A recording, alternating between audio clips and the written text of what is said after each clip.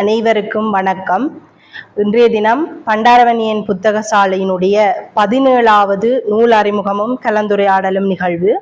இந்த நிகழ்விற்கு வருகை தந்திருக்கும் அனைவரையும் வருக வருக என வரவேற்று கொண்டு முதலிலே பொற்சுடர் ஏற்றி இந்த நிகழ்வினை ஆரம்பித்து வைக்கின்றோம். பொற்சுடர் ஏற்றி நிகழ்வினை ஆரம்பித்து வைப்பதற்காக இன்றைய நிகழ்வின் தலைவர் ஐயன்னா கதிர்காமசேகரன் MA, ஓய்வு நிலை ஆசிரியர், வவுனியா தமிழ் மத்திய மகா வித்தியாலயம் அவர்களை அன்புடன் அழைத்து நிற்கின்றேன். நன்றி. அடுத்ததாக ஆசிரியர் நாவண்ணா கதிர்வண்ணன், பூந்தோட்டம் மகா வித்தியாலயம் அவர்களை பொற்சுடர் ஏற்றி வைக்குமாறு கேட்டுக்கொள்கிறேன். தொடர்ச்சியாக செல்வி ரஞ்சிதமலர், நூலகர், வவுனியா பொது நூலகம் அவர்களை பொதுச்சுடர் ஏற்றி வைக்குமாறு கேட்டுக்கொள்கின்றேன். நன்றி. அடுத்ததாக ஆசிரியர் ரகுநாதன் அவர்களை மங்கள விளக்கேற்றி வைக்குமாறு கேட்டுக்கொள்கிறேன். தொடர்ந்து மயில் வாகனம் டில்சான் அவர்களை பொதுச்சுடர் ஏற்றி வைக்குமாறு அழைத்து நிற்கின்றேன். தொடர்ந்து செல்வி மிகினா அவர்களை மங்கள விளக்கேற்றி வைக்குமாறு கேட்டுக்கொள்கிறேன். நன்றி. தொடர்ச்சியாக தங்க வேலாயுதம், வாசகர், வவுனியா பொது நூலகம் அவர்களை மங்கள விளக்கேற்றி வைக்குமாறு கேட்டுக்கொள்கிறேன். மங்கள விளக்கேற்றி வைத்த அனைவருக்கும் நன்றி. இன்றைய தினம் பண்டாரவன்னியன் புத்தக சாலையினுடைய 17வது நூல் அறிமுகமும் கலந்துரையாடலும் நிகழ்வு. இந்த நிகழ்விலே நாங்கள் அறிமுகம் செய்து வைக்கின்ற நூல் வாழ்வு சுமந்த வலி என்ற நாவல். இந்த நாவலினை எழுதியவர் முருகேசு நற்குண தயாளன். இவர் மூனா தயாளன் என்ற பெயரிலே எழுதி வருகின்றார். யாழ்ப்பாணம் கரவட்டியை பிறப்பிடமாக கொண்டவர். தற்போது லண்டனிலே 40 வருடங்களாக வசித்து வருகின்றார். இவர் ஒரு கணித பௌதிகவியல் ஆசிரியராக தற்போது இருக்கின்றார். 1970 அதாவது தன்னுடைய 18 வயது முதல் இவர் எழுத்துத்துறையிலே செயற்பட்டு வருகின்றார். சிறுகதை, நாவல், கவிதை, கட்டுரை என இவருடைய 19 நூல்கள் இதுவரை வெளிவந்திருக்கின்றன. இதிலே 5 ஆங்கில நூல்கள் வெளியாகி இருக்கின்றது. இதனை விட இவர் சிறுகதை மஞ்சரி என்ற இதழினுடைய பிரதான ஆசிரியராகவும் செயற்பட்டு வருகின்றார். கரும்பலகை என்ற ஒரு நாவல், நெடும் பயணம் என்ற ஒரு நாவல், இந்த 2 நாவல்களும் வருகின்ற ஜூன் மாதம் வெளிவர இருக்கின்றன நூலாசிரியருடைய நூல்கள். அதனைத் தொடர்ந்து சிறுகதை மஞ்சரியினுடைய 50வது இதழும் இந்த வருடம் ஜூன் மாதம் வெளியாக இருக்கிறது. அதுபோல லக்ஷ்மி பிரசுராலயம் என்று ஒன்றை நூலாசிரியர் நடாத்தி வருகின்றார். இது இலங்கை எழுத்தாளர்களை ஊக்குவிப்பதற்காக அவர்களுடைய நூல்களை இதிலே அச்சிட்டு வெளியீடு செய்வது இதனுடைய நோக்கமாக இருக்கின்றது. இந்த லக்ஷ்மி பிரசுராலயத்திலிருந்து 5 நூல்கள் இதுவரை வெளியாகி இருக்கின்றன. ஆகவே எழுத்தாளர் முருகேசு நற்குண தயாளன் அவர்களுடைய வாழ்வு சுமந்த வலி என்ற இந்த நூலினை பண்டாரவன்னியன் புத்தக சாலை சார்பாக அறிமுகம் செய்து வைப்பதிலே பெருமகிழ்ச்சி அடைகின்றோம். அந்த வகையில் இன்றைய நிகழ்வினை தலைமையேற்று நடாத்துமாறு ஐயன்னா கதிர்காமசேகரன் MA, ஓய்வு நிலை ஆசிரியர், வவுனியா தமிழ் மத்திய மகா வித்தியாலயம் அவர்களை கேட்டுக்கொள்கின்றேன். பண்டாரவன்னியன் புத்தக சாலையின் 17வது நூல் அறிமுக இந்த நிகழ்வில் வாழ்வு சுமந்த வலி என்கின்ற இந்த நூல் அறிமுகம் செய்யப்பட இருக்கின்ற இந்த நேரத்தில் இந்த நிகழ்வை ஒழுங்கமைப்பு செய்து நடத்தி கொண்டிருக்கக்கூடிய பண்டாரவன்னியன் புத்தக சாலை பொறுப்பாளர் அன்புக்குரிய தம்பி திருமதி கார்த்திபன் அவர்களே, இன்றைய நிகழ்வில் நயவுரை வழங்க வந்திருக்கக்கூடிய ஆசிரியர் அன்பு சகோதரர் கதிர்வண்ணன் அவர்களே, அவையிலே இருக்கக்கூடிய எங்கள் முன்னாள் சக ஆசிரியர் பாசத்துக்குரிய சகோதரர் திரு ரகுநாதன் அவர்களே, அனுபவ பகிர்வை வழங்கக்கூடிய வவுனியா விபுலானந்த கல்லூரி உயர்தர கலைப்பிரிவு மாணவன் செல்வன் மயில் வாகனம் டில்சான் அவர்களே, இங்கு வருகை வந்திருக்கக்கூடிய அன்புக்குரிய வாசகர்களே, உங்கள் அனைவருக்கும் எனது வினயமான வணக்கங்களை தெரிவித்து மகிழ்கின்றேன். நான் தலைமையுரை என்று நீண்ட நேரம் எடுத்துச் சொல்ல போவதில்லை. நூல் சம்பந்தமாக இங்கே நயவுரையையும் அனுபவ பகிர்வையும் வழங்குவதற்காக புகழ்பூத்த ஆசிரியரும் தமிழ் பற்றுமிக்க மாணவரும் வருகை தந்திருக்கின்றார்கள். எனவே இந்த வாழ்வு சுமந்த பலி என்கின்ற தயாளன் அவர்களுடைய இந்த நாவல் என்பது தமிழிலே அதற்கு கொடுக்கப்பட்டிருக்கின்ற பெயர் புதினம், புதிதாக வந்தது என்கின்ற அடிப்படையிலே புதினம் என்ற பெயரை தமிழிலே கொடுத்திருக்கின்றார்கள். ஆங்கிலேயர்கள் எங்களுடைய நாடுகளை கைப்பற்றி ஆட்சி செய்த பொழுது அரசியல் ரீதியாகவும் பொருளாதார ரீதியாகவும் பல பாதிப்புகள் ஏற்பட்டிருந்த பொழுதிலும் கூட கேட்டிலும் உண்டோர் உறுதி என்று சொல்லி பேசுவான் வள்ளுவன். தீமையிலே கூட நன்மைகள் இருக்கின்றன என்று அந்த வகையிலே எங்கள் தமிழ் மொழிக்கு கிடைத்த நன்மைகளில் ஒன்று இந்த நாவல் இலக்கிய வடிவம். ஏறத்தாழ 14ஆம் நூற்றாண்டிலேயே மேலத்தேயத்தில் நாவல் என்கின்ற இலக்கிய வடிவம் அறிமுகப்படுத்தப்பட்ட பொழுதிலும் கூட எங்களுடைய தமிழ் இலக்கிய பிறப்புக்கு அந்த ஆங்கிலேயர்கள் வருகைக்கு பிற்பாடு 19ஆம் நூற்றாண்டிலே அறிமுகமாகின்றது. அந்த வகையிலே ஆங்கில மொழி மூலம் கல்வி கற்ற எங்களுடைய தமிழ் அறிஞர்கள் தமிழிலே இல்லாத ஆங்கிலத்திலே சிறப்பாக இருக்கக்கூடிய இலக்கிய வடிவங்களை உற்று நோக்குகின்றார்கள். அதே போன்ற இலக்கிய வடிவங்களை தமிழிலும் அறிமுகப்படுத்த வேண்டும் என்கின்ற அந்த பேரவாவோடு இலக்கியங்களை எழுத முற்பட்ட பொழுது தமிழிலே அதுவரை இருந்தது. எப்படி இருந்தது? செய்யுள் வடிவிலே இருந்தது. நாங்கள் இப்பொழுது சிலப்பதிகாரம், மணிமேகலை, வளையாபதி, குண்டலகேசி என்றெல்லாம் காப்பியங்களை பேசுகின்றோமே, இந்த காப்பியங்கள் எல்லாம் ஒரு வகையிலே நாவல்கள் தான். ஆனால் அவை செய்யுள் வடிவிலே அமைந்த புதினங்கள். அதை மாற்றி இந்த ஆங்கில கல்வியின் பயனாக நாவல் என்கின்ற இலக்கிய வடிவம் தமிழுக்கு அறிமுகமாகின்றது. சிறுகதை அந்த இடத்தில் சிறுகதையை விட்டுவிட முடியாது. இந்த ஆங்கிலேயருடைய வருகையினால் கிடைத்த நன்மைகளில் இன்னும் ஒரு வாய்ப்பான இலக்கிய வடிவம் சிறுகதை. சிறுகதை என்பது ஏதோ ஒரு நிகழ்வை, ஒரு சம்பவத்தை சுருக்கமாக சொல்லி முடித்துவிடும். ஆனால் நாவல் ஒரு ஒரு வாழ்க்கை சம்பவத்தையே அப்படியே முழுமையாக தரும். விமர்சகர்கள் சொல்வார்கள், இப்ப நாங்கள் வீட்டிலே அறையிலே இருந்தோம் என்றால் ஜன்னலை திறந்து விட்டு வெளியிலே பார்ப்பது போன்றது சிறுகதை. முற்றத்திலே நின்று கொண்டு வெளியே வானத்தை பார்ப்பது போன்றது நாவல் என்று எல்லாம் அதற்கு விமர்சகர்கள் பல கருத்துரைகளை சொல்வார்கள். இந்த நாவல்களை பல வகையாக தமிழிலே பாகுபடுத்தி இருக்கின்றார்கள். சமூக நாவல்கள் இருக்கின்றன.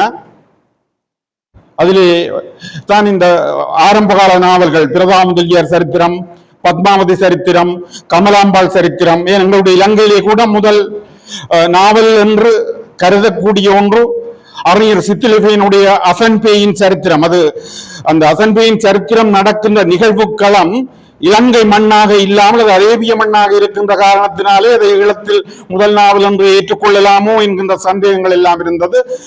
இப்படியான நாவல்கள் எல்லாம் அறிமுகமாகின்றன. அதன் வளர்ச்சியை நாங்கள் பிற்பாடு பேரளவிலே காண்கின்றோம். சமூக நாவல்கள், வரலாற்று நாவல்கள், துப்பறியின் நாவல்கள் என்று நாவல்களை பல வகையாக பிரிப்பார்கள். அதில் சமூக நாவல்களிலும் வரலாற்று நாவல்களிலும் மிக புகழ் பெற்று விளங்கியவர் கல்கி கிருஷ்ணமூர்த்தி அவர்கள். எங்களுக்கு தெரியும், இப்பொழுது பொன்னியின் செல்வன் படம் கடந்த சில காலங்களில் வந்து பெரும் வெற்றிகரமாக ஓடிக்கொண்டிருந்த பொன்னியின் செல்வன் என்பது அவருடைய வரலாற்று நாவல். அந்த வரலாற்று நாவல் படமாக்கப்பட்டு அது வெற்றிகரமாக ஓடிய பல நாவல்கள் திரைப்படங்களாக வந்திருக்கின்றன. அது எவ்வளவு தூரம் வரலாற்று நாவல் என்று சொல்லாமல் அதற்கு ஒரு புது பெயர் கொடுத்திருக்கின்றார்கள், வரலாற்று போலி. வரலாறு போல இருக்கும், ஆனால் அது உண்மையான வரலாறு அல்ல. அதற்குள் அவருடைய கற்பனைகளும் கலந்திருக்கும். இப்ப பொன்னியின் செல்வன் எடுத்துக்கொண்டால் அதற்குள் வருகின்ற பாத்திரங்கள், அந்த குந்தவை, ஆழ்வார்க்கடியான் போன்ற இந்த பாத்திரங்கள் எல்லாம் கல்கியினுடைய கற்பனை. பிரதானமான கருத்து ராஜராஜனுடைய வரலாறு என்பது உண்மை. அப்ப வரலாறும் போலியும் கலந்திருக்கின்ற காரணத்தினாலே அதை வரலாற்று போலி என்று சொல்வார்கள். மொழிபெயர்ப்பு நாவல்கள் இருக்கின்றன. இப்ப தாய் நாவல், அதெல்லாம் மொழிபெயர்ப்பு நாவல். அதே போல இன்னொரு வகை நாவல் இருக்கின்றது, தழுவல் நாவல்கள். அது ஆங்கிலம் முதலான வேற்று மொழிகளிலே வந்திருக்கும். கதை நிகழ்களம் ஆங்கிலேய நாடுகள் போன்ற மேற்கத்திய நாடுகளாக இருக்கும். பாத்திரங்கள் எல்லாம் ஆங்கில பெயர்களாக இருக்கும். ஆனால் அது தமிழில் மொழிபெயர்க்கும் பொழுது அந்த பாத்திரங்களுடைய பெயரை தமிழ் பெயர்களாக மாற்றுவார்கள்.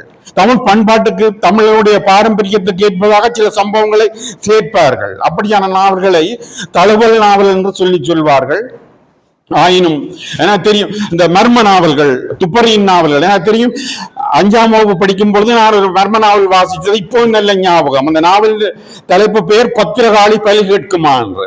அந்த நாவலை வாசி 2-3 நாள் எனக்கு நித்திர வரா, திடுக்கிட்டு எழும்புவேன்.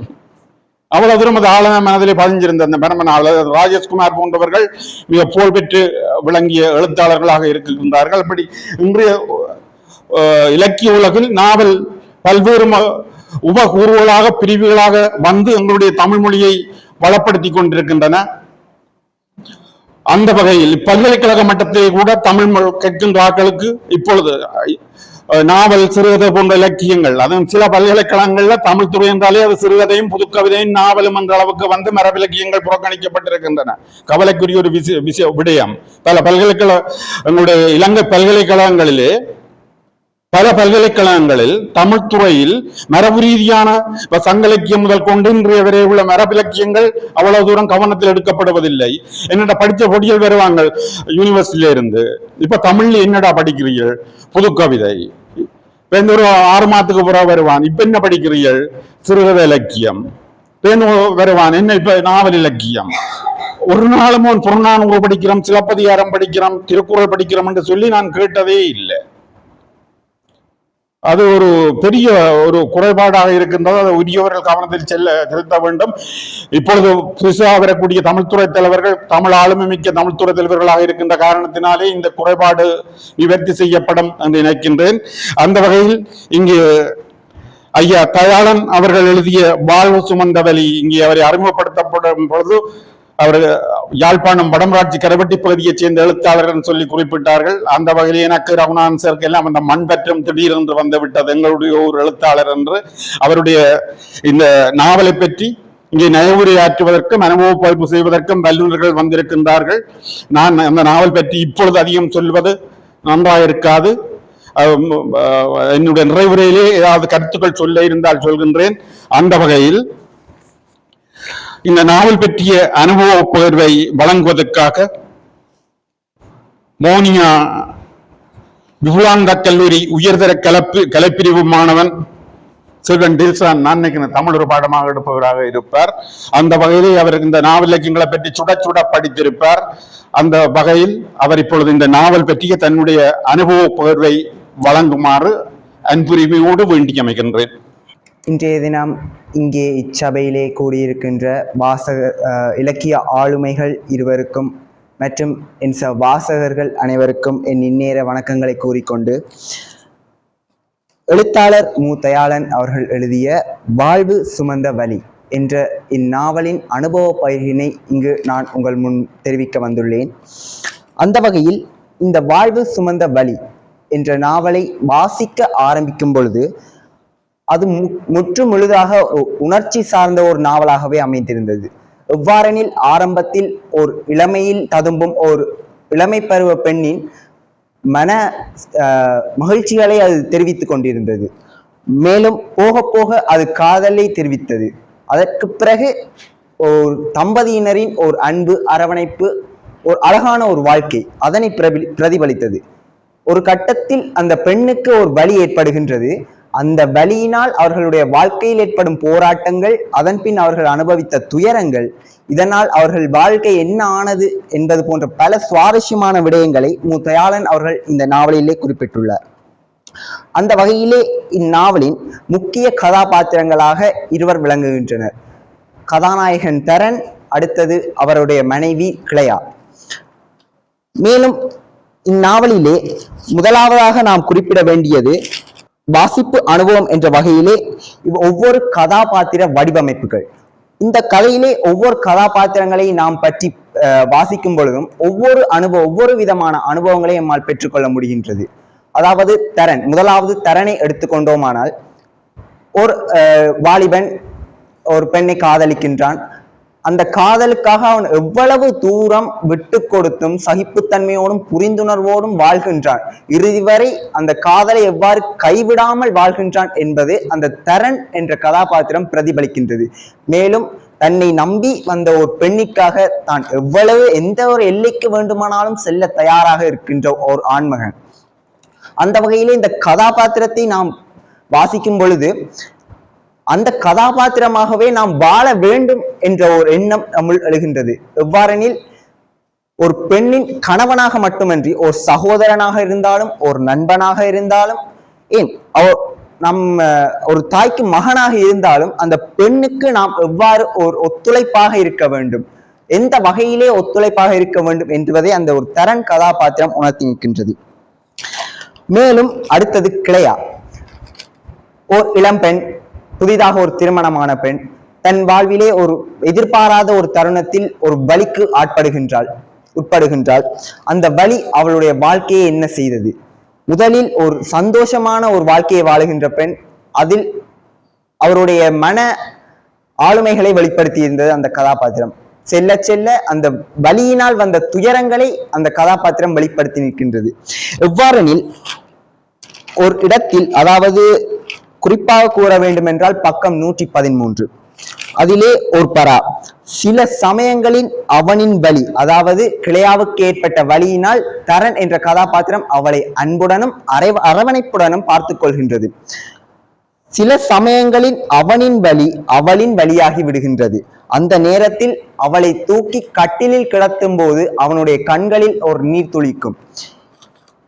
இந்த ஒரு வசனத்திலே அந்த தரனினுடைய கதாபாத்திரத்தின் வலி காட்டப்படுகின்றது. மேலும் அந்த ஒரு நேரத்திலே ஒரு ஆண்மகனின் பெண் மீதான அரவணைப்பு, ஒரு பாசம், அப்பொழுது அந்த பெண்ணின் மனநிலை என்னவாக இருக்கும் என்பதை நாம் உணர வேண்டும். அவ்வாறு நாம் யோசிக்க கூடியதாக அந்த ஒரு வசன அமைப்பு அமைந்திருந்தது. மேலும் தயாளன் அவர்களின் எண்ணுரைப்படி இந்த கதை அனுபவத்தின் ஒரு வெளிப்பாடாக இருக்கும் என்று முதலிலே குறிப்பிட்டிருந்தார். அப்படி இருக்குமானால் இப்படியான ஒரு இரும்பு மனம் படைத்த ஒரு மனிதர்களும் நம் சமூகத்திலே நம்மோடு வாழ்ந்து கொண்டிருக்கின்றனர், வாழ்ந்தனர், இன்னும் வாழ்வார்கள் என்ற ஒரு எண்ணம் நம்முள் எழுகின்றது. அதாவது வலிகளை தாங்கி வாழ வேண்டும். அந்த வலிகள் தாங்க முடியாவிட்டால் அந்த வலிகளோடு வாழ பழகிக்கொள்ள வேண்டும். அதாவது பிரச்சனைகளுக்கு தீர்வு காண முயல வேண்டும். அந்த பிரச்சனைகளுக்கு தீர்வு காண முயல முடியாவிட்டால் அந்த பிரச்சனைகளை சமாளித்து வாழ பழகிக்கொள்ள வேண்டும். அடுத்ததாக சபேசன், ரேணு ஆகிய இருவரின் கிளைக்கதை இந்த கதையின் நடுவே ஊடு புகுத்தப்பட்டுள்ளது. ஆரம்பத்தில் இந்த கதையை வாசித்து செல்லும் பொழுது ஒரு கதைக்கு, பிரதான கதைக்கு தேவையற்ற ஒரு கதையாக தெரிகின்றது. எதற்காக இந்த ரெண்டு கதாபாத்திரங்களும் உள்ளே நுழைகின்றன என்று நாம் எண்ண தோன்றுகின்ற போதும் அவர்களுடைய கதையின் இறுதியில், அதாவது ரேணு, சபேசன் ஆகிய இருவருடைய வாழ்க்கை, அவர்களுடைய கதையின் இறுதியில் காதலின் அர்த்தம் என்றால் என்ன என்பதை புரிய வைப்பதற்காகவே அந்த இரு கதாபாத்திரங்களும் இந்த பிரதான கதைக்குள்ளே இணைக்கப்பட்டுள்ளன. அதாவது பகுதி 23 காதலை ஆராதித்தல் என்ற தலைப்பின் கீழ் உள்ள பகுதியில் அவர்களுடைய கதையின் கிளைமேக்ஸ், ஒரு படத்துக்கு இறுதி காட்சி என்று சொல்வார்கள், கிளைமேக்ஸ் என்று, உச்சக்காட்சி. அதாவது உச்சக்காட்சியில் காதலின் அர்த்தம் என்றால் என்ன என்று கிளையா தரனிடம் கேட்கிறாள். அதாவது அவருடைய கிளையாவின் நண்பி ரேணு அவர்களிடம் வந்து கதைத்து விட்டு போன பிறகு கிளையா தரனிடம் கேட்கிறாள், காதல் என்றால், காதலின் அர்த்தம் என்ன? தரன் சொல்கிறான், காதல், அவன் நேரடியாக சொல்லவில்லை, மறைமுகமாக சொல்கிறான், காதல் என்பது சகிப்புத்தன்மையுடன் விட்டு கொடுத்து வாழ்வது. இந்த இடத்திலே நாம் ஒன்றை யோசிக்க வேண்டும். ரேணுவுக்கு சபேசன் மீது ஒரு வெறுப்பு என்று சொல்ல முடியாது, ஒரு சொல்ல முடியாத கோபம். அவருடைய தாயார் தன்னை குழந்தை இல்லை என்று கூறும் பொழுது அவர் பேசாமல் இருப்பது, அவருக்கும் தாய்க்கும் துணையாக இருப்பதில்லை, மனைவிக்கும் துணையாக இருப்பதில்லை, தான் உண்டு தன் வேலை உண்டு என்று செல்லும் கதாபாத்திரம். அப்படியான ஒரு கதாபாத்திரத்துக்கு மனைவியாக இருக்கும் ரேணு தன்னுடைய உணர்வுகளை புரிந்து கொள்ள முடியாத, புரிந்தும் அதற்காக உறுதுணையாக நிற்க முடியாத ஒரு கணவனை விட்டு செல்ல நினைக்கின்றார். அப்பொழுது தரன் கூறுகின்றார், காதலின் அர்த்தம் புரியாதவள் பிழையான முடிவென்று. இது ஒரு தனி மனிதனின் உரிமைகளை பாதிப்பது போன்றே அமைகின்றது. ஏனெனில் நமக்கு ஒருவரை பிடிக்காவிட்டால் அவர்களை விட்டு விலகி செல்லலாம். திருமணம் ஆனால் அதற்கு பேர் விவாகரத்து, திருமணம் ஆகாமல் காதலில் என்றால் அதற்கு பேர் பிரிவு. ஆகவே இந்த இடத்தில் காதலின் அர்த்தம் என்பதை அவர் எவ்வாறு வெளிப்படுத்த முனைகின்றார் என்பதே என்னுடைய வாசிப்பு அனுபவத்தில் ஒரு கேள்விக்குறியாக உள்ளது. அதாவது காதல் என்பது சைப்புத்தன்மையுடன் இருப்பதா அல்லது சுயநலத்தை கண்டு விலகிச் செல்வதா, சுயநலத்தை கருத்தில் கொண்டு விலகிச் செல்வதா? மேலும் இந்த நாவலிலே ஒவ்வொரு சிறிய சிறிய பகுதிகளுக்கும் ஒவ்வொரு தலைப்புகள் கொடுக்கப்பட்டிருக்கின்றன. உதாரணமாக புதிய பயணம், வெளிச்சம், பிரிவு, மீண்டும் போன்ற தலைப்புகளை கூறலாம். அந்த வகையில் புதிய பயணம் ஒவ்வொரு தலைப்பும் அந்த கதை பகுதிக்கு ஏற்புடையதாகவே அமைந்துள்ளது. எவ்வாறெனின் புதிய பயணம் என்ற தலைப்பின் கீழ் அவர்கள் அந்த வழிகளால் எவ்வளவோ அனுபவங்களை துயரமான அனுபவங்களை கண்ட கிளையாவும் தரனும் புதியதாக ஒரு தீர்வினை தேடி இலங்கைக்கு பயணமாகின்றார்கள். அதனை அந்த புதிய பயணம் என்ற தலைப்பு எடுத்து காட்டுகின்றது. வெளிச்சம் என்ற தலைப்பிலே இறுதியாக சுவிஸ் நாட்டில் உள்ள ஒரு வைத்தியரிடை நாடி செல்வதற்கு எவரோ ஒரு நண்பர் கொடுத்த தகவலின் மூலமாக அவரை தேடி செல்கிறார்கள். அது அந்த வெளிச்சம் என்ற ஒரு தலைப்பினை உணர்த்தி நிற்கின்றது. அடுத்ததாக இது உணர்ச்சி சார்ந்த ஒரு நாவலாக இருந்தாலும் ஆங்காங்கே ஒரு சில சமூக கருத்துக்களும் உறுதியுடன் சொல்லப்பட்டிருக்கின்றன. எவ்வாறெனின் பக்கம் 119 உதாரணமாக குறிப்பிடலாம்.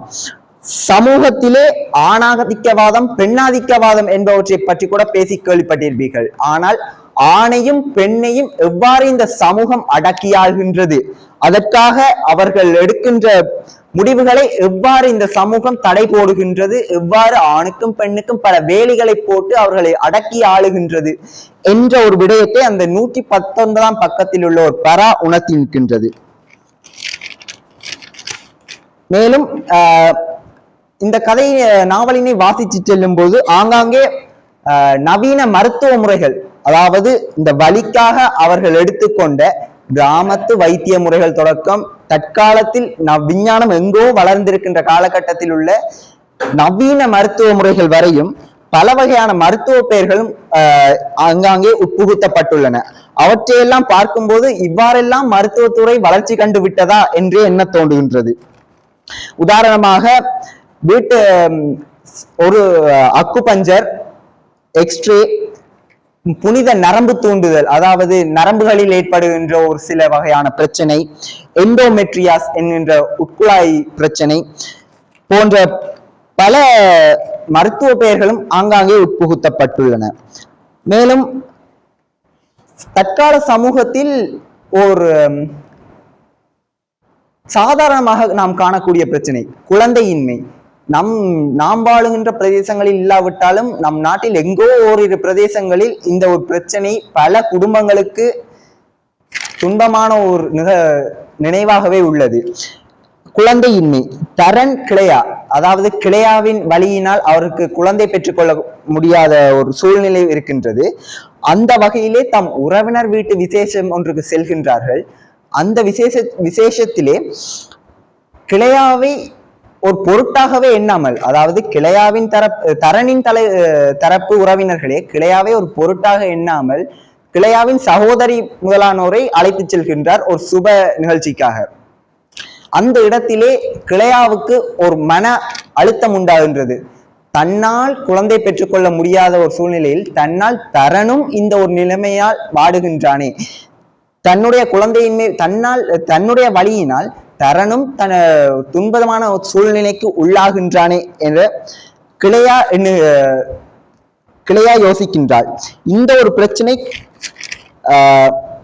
ஒரு இடத்திலே பேசப்படுகின்றது அந்த நாவலில். இறுதியாக அந்த ஒரு நாவலிலே ஒரு பெண்ணின் புகுந்த வீடு பிறந்த வீடு எவ்வாறு இருக்க வேண்டும். இன்றைய ஒரு சமூகத்திலே பல பெற்றோர்கள் பெண் பிள்ளைகளை திருமணம் முடித்து அனுப்பியவுடன் அவர்களுடைய சுகநலன்களை பெரும்பாலும் பார்ப்பதில்லை ஒரு சில பெற்றோர்கள். ஆனால் இந்த ஒரு நாவலிலே உள்ள பெண்ணின் பெற்றோரும் கணவனின் பெற்றோரும் தம்முடைய வீட்டுக்கு வாழ வந்த மருமகளை அந்த வலி எவ்வாறு பாடாய்படுத்தினாலும் அவர்கள் அந்த பெண்ணுக்காக எவ்வளவோ தியாகங்களை செய்து எவ்வளவோ போராட்டங்களை தாங்கிக் கொண்டு அவர்களும் அவர்களுடன் வாழ்ந்து கொண்டிருக்கின்றார்கள். அவர்களுடைய முடிவுக்கு இவர்களும் உறுதுணையாக நிற்கின்றார்கள். எவ்வாறெனில் இந்த கதைக்களம் லண்டனில் நடைபெறுகின்றது. லண்டனில் இருந்து இலங்கை, பிரான்ஸ், சுவிஸ் போன்ற அனைத்து நாடுகளுக்கும் பயணம் செய்வதே பெரும் தலைவலி. அதாவது பொருளாதார பிரச்சனைகள் உண்டு.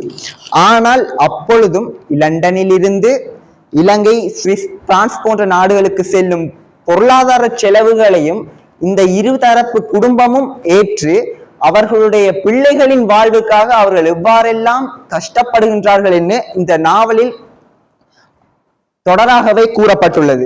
எவ்வாறெனில் முதலிலிருந்து இறுதி வரை சமய மூட நம்பிக்கைகள் என்று கூற முடியாவிட்டாலும் சமய நம்பிக்கைகளை தவறாக பயன்படுத்துகின்ற ஒரு சிலர் இந்த நாவலிலே காட்டப்படுகின்றார்கள். உதாரணமாக மோனிகா, அந்த பாதிரியாரின் மூலமாக அறிமுகமான பெண், மற்றும் ஒரு பூசாரி, இவர்கள் எல்லாம் சமய நம்பிக்கைகளை வைத்து மக்களை ஏமாற்றுகின்ற ஒரு தரப்பினராக காட்டப்படுகின்றனர். மேலும் கரண் என்ற ஒரு கதாபாத்திரத்தின் கிளையா என்பவள் இந்த கதையின் ஒரு நாயகியாக, பிரதான கதாபாத்திரமாக இருந்தாலும் அவளுடைய கணவனான தரனே இந்த கதையின் ஒரு பிரதான புள்ளியாக இருக்கின்றான். எவ்வாறெனில் கிளையா அந்த வழியால் துன்பப்படும் போது அவளை ஆதரிப்பது, அவளுடைய வழியை தன்னுடைய வழியாக எடுத்துக்கொண்டு, உதாரணமாக வைத்தியர்கள் கிளையாவை குறிப்பிட்ட வகையான உணவுகளை மட்டுமே எடுத்துக்கொள்ள சொல்லியிருப்பார்கள். வருடக்கணக்காக அவள் அந்த உணவுகளை உட்கொண்டிருப்பாள். அவள் என்ன உணவு உட்கொள்கின்றாளோ அதே உணவை இவனும் உண்டு அவளுக்காக தன்னை தியாகம் செய்து வாழ்கின்றான். இதுவல்லவோ ஒரு ஆண்மகனின் பெருமை. அந்த ஒரு ஆண்மகனின் ஒரு பெண் மீதான அரவணைப்பை இந்த கதை உணர்த்தி நிற்கின்றது. ரேணு சபேசனின் கிளைக்கதைக்கு மீண்டும் ஒருவரை செல்ல வேண்டும். அந்த கிளைக்கதையிலே சபேசனின் தாயார் ரேணுவின் மாமியார். ரேணுவை போட்டு பாடாய்படுத்துவார், குழந்தை இல்லை என்றோர் ஒரு பிரச்சனைக்காக மட்டும். அப்பொழுது சபேசன் ஏற்கனவே சொன்னது போல சபேசன் தாயின் பக்கமும் நிற்க மாட்டார், மனைவியின் பக்கமும் சார்ந்து பேச மாட்டார். தான் உண்டு தன் வேலை உண்டு என்பதனை போலவே இருப்பார். அந்த ஒரு கதாபாத்திரம் எதனை உணர்த்துகின்றது என்றால், இந்த சமூகத்திலே ஒரு ஆண்மகன் அதாவது ஒரு குடும்பஸ்தன் எவ்வாறு இருக்கக்கூடாது என்பதனை அந்த ஒரு கதாபாத்திரம் மட்டுமே உணர்த்தி நிற்கின்றது. மேலும் இந்த கதைக்களம் வெளிநாட்டில் நடக்கின்றது அல்லவா, அந்த ஒரு இடத்திலே இந்த வலியினால் துன்பப்படும் கிளையா அடிக்கடி ஒரு உச்சகட்டமான வலிக்கு உட்படுவாள். அப்பொழுதெல்லாம் அவளை வைத்தியசாலைக்கு அழைத்து செல்வதற்கு நோயாளர் ஊர்தியை அழைப்பார் தரன். ஆனால் அடிக்கடி இந்த பக்கம் வந்தே அவர்களுக்கு போர் அடித்து விட்டது போல, அதற்கு பிறகு அந்த பக்கம் வருவதற்கே சலித்து கொண்டவர்கள். இதிலிருந்து அவர் எதனை உணர்த்துகின்றார் என்றால், வெளிநாட்டில் புலம் பெயர்ந்தவர்களின் நிலை இதுதான் போல என்ற ஒரு வாசகத்தினூடாகவே வெளிநாட்டிலே இன்றைய காலகட்டத்தில் வெளிநாட்டில் புலம்பெயர்ந்து வாழும் நம் நாட்டு மக்களின் நிலைமை அங்கு எவ்வாறு காட்டப்படுகின்றது என்பதனை உணர்த்தி நிற்கின்றார். மேலும் இறுதியாக இந்த ஒரு தம்பதியரின் வாழ்வில் அந்த வலி எவ்வாறெல்லாம் தன்னுடைய விளையாட்டுகளை செய்து செல்கின்றது, இதனால் அவர்களுடைய வாழ்வு எந்த ஒரு உச்சகட்டமான வலிக்கு சென்று அதற்கு பிறகு அவர்கள் எவ்வாறு மீள திரும்பி வந்தார்களா அல்லது இல்லையா என்பதுதான் இந்த கதையின் ஒரு முடிவு. அந்த கதையின் முடிவுக்கு செல்ல முன்னர் ஒரு சில கதை பகுதிகளில் அந்த தம்பதியரின் போராட்டமான வாழ்க்கை தம்மை போலவே இது போன்ற ஒரு தீர்க்கப்பட முடியாத வழிகளோடு போராடி கொண்டிருக்கும் சக மனிதர்களின் வாழ்க்கையினை கொண்டு செல்வதற்கு அது ஒரு உந்துதலாக அமைகின்றது. எவ்வாறெனில் தம்மை போலவே இவ்வாறு வழியோடு வாழ்கின்ற சக மனிதர்களை ஒன்றிணைத்து ஒரு அமைப்பொன்றை உருவாக்கி அவர்களுடைய வைத்திய செலவு மற்றும் மன ஆறுதல் போன்ற அனைத்திற்காகவும் அவர்கள் பணம் புரட்டுவது, மேலும் அவர்களுக்கான ஆறுதலை வழங்குவது, ஆலோசனைகளை வழங்குவது, என்பது போன்ற ஒரு சிறிய சமூக அமைப்பாக தொடங்கி ஒரு ஒரு பெரிய சமூக அமைப்பாக அவர்கள் உருவாக்குகின்றார்கள். இதுவே தரன் கிளேயா அவர்கள் இந்த வாழ்க்கையில் தம்மால் அந்த வலியால் தாம் பெற்றுக்கொண்ட இன்பமாக நினைக்கின்றார்கள். எவ்வாறெனின் அந்த முன்பே சொன்னது போல அந்த பிரச்சனைகளை தீர்க்க முடியாவிட்டாலும் அந்த வலிகளை அவர்கள் தாங்கிக் கொண்டு வாழ பழகிக் கொள்கிறார்கள். அது மட்டுமின்றி அது போன்ற வழிகளை தாங்கிக் கொண்டு வாழ முடியாமல் தவிக்கின்ற மற்றவர்களுக்கும் வாழ கற்றுக் கொடுக்கின்றார்கள். மேலும் இந்த அந்த சமூக அமைப்பினை உருவாக்குவதில் சமூக பொறுப்புணர்ச்சி என்ற ஒரு விடயத்தை நாவலாசிரியர் இங்கு நாம் முன்வைக்கின்றார். தம்முடைய வாழ்க்கை தமக்கு வேண்டுமானால் ஒரு பதிலாக இருக்கலாம், மற்றவர்களுக்கு அது ஒரு சரித்திரமாக இருக்க வேண்டும் என்பதை உணர்ந்து தரனும் கிளையாவும் இந்த முடிவினை எடுத்திருக்கிறார்கள் என்று கூட நாம் உணர்ந்து கொள்ள முடிகின்றது. மேலும் பாரம்பரிய சிறு கை வைத்தியங்கள் தொடக்கம் நவீன முதற்தர வைத்தியங்கள் வரை எல்லாவற்றையும் படிப்படியாக எல்லாவற்றையும் அனுபவித்துக் கொண்டு எல்லா வழிகளையும் தாங்கிக் கொண்டு எல்லா சிகிச்சைகளையும் மேற்கொண்டும் அந்த வலி தீராத பட்சத்தில் அவர்கள் என்ன செய்கின்றார்கள் என்பதே அந்த கதையின் உயிரோட்டமான ஓட்டமாக உள்ளது. இவ்வாறாக சமூகத்திலே ஒரு குடும்பத்தின் நிலை எவ்வாறு இருக்க வேண்டும், ஒரு கணவன் மனைவியின் பாசம் பிணைப்பு எவ்வாறு இருக்க வேண்டும், ஒரு காதலின் அர்த்தம் என்றால் என்ன, சமூக பொறுப்புணர்ச்சி இந்த சமூகத்திலே வாழும் ஒவ்வொரு தனி மனிதனுக்கும் எவ்வாறு இருக்க வேண்டும் என்பது போன்ற பல நல் விடயங்களை இந்த நாவல் உணர்த்தி நிற்கின்றது என்றே கூறலாம். இவ்வாறாக என்னுடைய வாசிப்பு அனுபவ பகிரின்படி இந்த நாவல் எல்லோரும் வாசிக்க வேண்டிய வாசிக்கக்கூடிய ஒரு சிறப்பான ஒரு நாவலாகவே அமைந்துள்ளது. எனினும் சில இடங்களில் அந்த ஒரு வலி ஒவ்வொரு சிகிச்சையின் பின்னரும் அந்த வலி தீராத போது நமக்கே அந்த வலி வந்து விடுவதாக நாம் உணர முடிகின்றது. அந்த அளவுக்கு அந்த கதை உயிரோட்டமான ஒரு படைப்பாக உள்ளது. இவ்வாறாக என்னுடைய அனுபவ பகிர்வினை உங்களுக்கு வழங்குவதற்கு உறுதுணையாக நின்ற பண்டாரவன்னியன் புத்தக சாலையினருக்கும் என்னுடைய உரையினை இவ்வளவு நேரம் பொறுமையாக செவிமடுத்துக் கொண்டிருந்த வாசகர்களுக்கும் இலக்கியவாதிகளுக்கும் என்னுடைய நன்றியினை தெரிவித்துக் கொண்டு விடைபெறுகின்றேன். நன்றி. இதுவரை அனுபவ பகிர்வை வழங்கிய மௌனியா விபுலானந்த கல்லூரி கலைப்பிரிவு மாணவன் செல்வன் மயில்வாகனம் டில்ஷான் ஒரு உயர்தரத்தில் தமிழை கற்கின்ற மாணவன் என்ற முறையில் அதை ஒரு விமர்சன நோக்கோடு திறனாய்வோடு மிகச் சிறப்பாக தனது அனுபவ பகிர்வை இங்கே முன்வைத்திருந்தார்.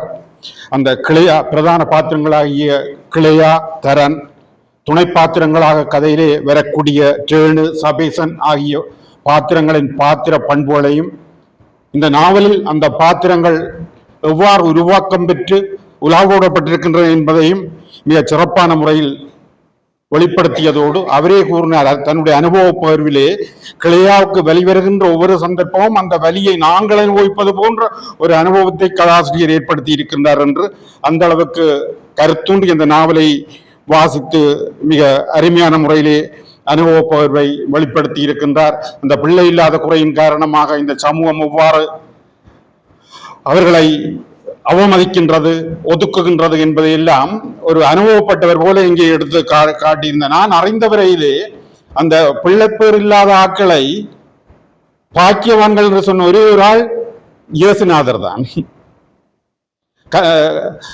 கொடிய முள்ளால் மகுடமிட்டு யூதர்கள் அவரை கல்வாரி நோக்கி சிலுவையிலே அறைவதற்காக இழுத்துச் சென்ற பொழுது அந்த ஜெருசலேம் நகரத்து பெண்கள் எல்லாம் குழுமி நின்று கத்தி கதறி உயிர் போக துடிதுடித்து அழுகின்றார்கள். அப்பொழுது அவர்களை பார்த்து அவர் சொல்வார், ஜெருசலேம் புத்திரிகாள் என் பொருட்டு கருளாதே, நும்பொருட்டும் சுடர் பொருட்டும் கலந்திடுமென் மகப்பெறாம் அலடிகள் பாக்கியவான்கள் என்று உரசெறியத்தக்க நாள் இங்கு உளதாம் என்பதை உணர்ந்தே எனக்காக அழாதீர்கள், உங்களுக்காகவும் உங்கள் பிள்ளைகளுக்காகவும் அழுங்கள். பிள்ளை பெறாத மலடிகள் பாக்கியவான்கள் என்று சொல்லப்படக்கூடிய ஒரு காலம் இந்த மண்ணிலே வரப்போகிறது. எங்களை கண்ணாலே கண்டோம். நாங்கள் சுத்த காலத்திலே கிபிர் விமானங்களும் ஹெலிகாப்டர்களும் செல்களும் தாறுமாறாக அடிக்க மேலே குண்டு வீச்சு விமானங்கள் குண்டு வீசும் பொழுது என்ன செய்வதென்று தெரியாமல் கையில் கிடக்கிற சால்வி எடுத்து தலைக்கு பிடித்துக் கொண்டு ஓடிய காட்சிகளை பார்த்தோம். பிள்ளைகள் வெளியிலே போனால் அந்த தாய்மார் கத்தி குளறி அழுது தங்கள் உயிர் போக துடித்த காட்சிகளை பார்த்தோம். இந்த பிள்ளைகளை பெற்ற காரணத்தினால் பிள்ளை இல்லாத தாய் சுதந்திரமாக தென்னை தப்ப ஓடிக்கொண்டிருந்தாள். அது தீர்க்கதரிசனமாக அவர் சொன்னார், மகப்பரா மலடிகள் பாக்கியவான்கள் என்று உரசரிக்கத்தக்க நாள் இங்கு உலகாகும் என்பதை உணர்ந்து செயல்படுங்கள் என்று சொல்லி இங்கே மருந்த பெட்டி கூறுறார். இந்த நாவலில் எனக்கு இங்க கதிர்வன் சார் சொல்வார், அந்த மருந்த பெட்டி வள்ளுவன் சொன்ன ஒரு கூட்டு என்றால் அந்த தரனுடைய அந்த உணர்வை சொன்ன காரணத்தினாலே நான் சொல்கிறேன். மருந்து என்பதற்கு வள்ளுவன் மிக அருமையான ஒரு விளக்கத்தை சொல்லி இருக்கின்றான். மருந்து என்பது 4 பகுதிகளை கொண்டது. ஒன்று உற்றவன் நோயாளி, தீர்ப்பான் டாக்டர், 3வது வழங்கப்படுகின்ற மருந்து, மற்ற 4வது உழைச்செல்வான், கூட இருந்து பராமரிப்பவர்கள்.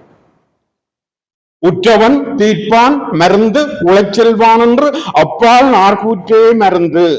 ஒரு நோயாளிக்கு எப்படி இருக்க வேண்டும் என்று வள்ளுவன் பேசும். நோயை தாங்குகின்ற சக்தி இருக்க வேண்டும், தனக்கு என்ன நோய் இருக்கின்றது, அது எப்படிப்பட்ட வேதனைகளை செய்கின்றது என்பதை வைத்தியருக்கு தெளிவாக எடுத்து சொல்லக்கூடிய ஆற்றல் முதலான பண்புகள் ஒரு நோயாளிக்கு இருக்க வேண்டும். மருத்துவருக்கு ஏராளமான பண்புகள் சொல்லியிருந்தாலும் கூட நோய் நாடி எல்லாரும் அறிந்திருப்பீர்கள். நோய் நாடி, நோய் முதல் நாடி, அதனிக்கும் வாய் நாடி, வாய்ப்பை டாக்டரிடம் இருக்க வேண்டியது, வைத்தியரிடம் இருக்க வேண்டியது கருணை உள்ளம். தன்னிடம் பெறுகின்ற நோயாளிகளை அருள்ளத்தோடு கருணை உள்ளத்தோடு அணுகி அவருடைய வியாதியை கேட்டு மருத்துவம் செய்ய வேண்டும். மருந்து எளிமையாக கிடைக்கக்கூடியதாக இருக்க வேண்டும், கூடுதலான பக்க விளைவுகள் இல்லாததாக இருக்க வேண்டும் என்று அந்த மருந்துக்குரிய பண்புகள் பல. உழைச்செல்வான், கூட இருந்து பராமரிப்பவன், அந்த நோயாளி மீது அன்பு, கருணை, மெய் அன்பு, உண்மை அன்புள்ளவனாக, தியாகம் செய்யக்கூடிய மனம் உள்ளவனாக இருக்க வேண்டும். அந்த வள்ளுவன் சொல்கின்ற அந்த உழைச்செல்வான் என்கின்ற அந்த பண்பு இந்த நாவலிலே வருகின்ற அந்த தரன் என்ற பாத்திரத்திடம் 100க்கு 100% அமைந்திருக்கும்படியாக இந்த எழுத்தாளர் சித்தரித்திருப்பது ஒரு பாராட்டத்துக்கு ஒரு பண்பு. ஒரு நோயாளியை பராமரிப்பவன், கூட இருந்து ஆதரித்து பராமரிப்பவனுடைய அந்த பராமரிப்பினாலேயே அந்த நோயாளியினுடைய 50% நோய் குணமடையும் என்று சொல்வார்கள். அந்த பண்புக்குரிய ஒரு பாத்திரமாக அந்த தரன் என்ற பாத்திரத்தை இங்கே நாவலாசிரியர் படைத்து உலாவப்பட்டிருக்கின்றார். நான் அதிக நேரம் எடுத்துக்கொள்ளாமல் அடுத்ததாக நயவுரை வழங்குவதற்காக பூந்தோட்டம் மகாவித்தியாலய ஆசிரியர் திரு நாவண்ணா கதிர்வண்ணன் அவருடைய கற்பித்தல் சிறப்பை பற்றி, அவருக்கு தமிழ் மொழி மீது இருக்கின்ற ஆளுமை பற்றி நான் நேரடியாக காணாவிட்டாலும் கூட அவருடன் கற்ற மாணவர்கள் சொல்லி நான் அறிந்திருக்கின்றேன். ஒரு ஆளுமை மிக்க தமிழாசிரியர். அந்த வகையில் இந்த நாவலுக்குரிய நேவுரையை வழங்குமாறு அன்பு சகோதரர் நாவண்ணா கதிரவண்ணன் அவர்களை வேண்டியமைகின்றேன். இன்றைய விழாவை தலைமை தாங்கி நடாத்தி கொண்டிருக்கின்ற எனது ஆசான் திரு கதிராமசேகரன் ஐயா அவர்களே, ஆசான் என்று கூறுவதன் காரணம், நான் மகாவித்தியாலயத்தில் பயிலுனராக இருக்கின்ற போது எனக்கு வழிகாட்டியவராக தமிழ் பாடத்தில் வழிகாட்டிய ஆசனாக இருந்திருக்கின்றார். அடுத்து இங்கு அனுபவ பகிர்வை வழங்கிய விபுலானந்த கல்லூரியின் மாணவனின் 17வது நூலினை இன்று வெற்றிகரமாக அறிமுகம் செய்து வைத்திருக்கின்ற பண்டாரவன்னியின் புத்தக வெளியீட்டு குழுவினர் திரு காத்தீபன், திருமதி காத்தீபன் அவர்களே, மற்றும் இங்கு வருகை தந்திருக்கின்ற அனைத்து வாசக அன்புள்ளங்களே, உங்களுக்கு என்னுடைய மாலை வணக்கங்கள்.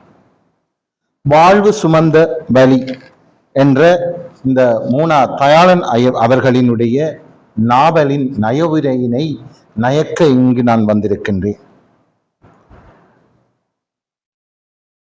எங்களுடைய தலைவர் முதல் விவரித்தது போல நாவல் எங்களுக்கு அறிமுகமானது ஆங்கிலேயருடைய காலப்பகுதியில்.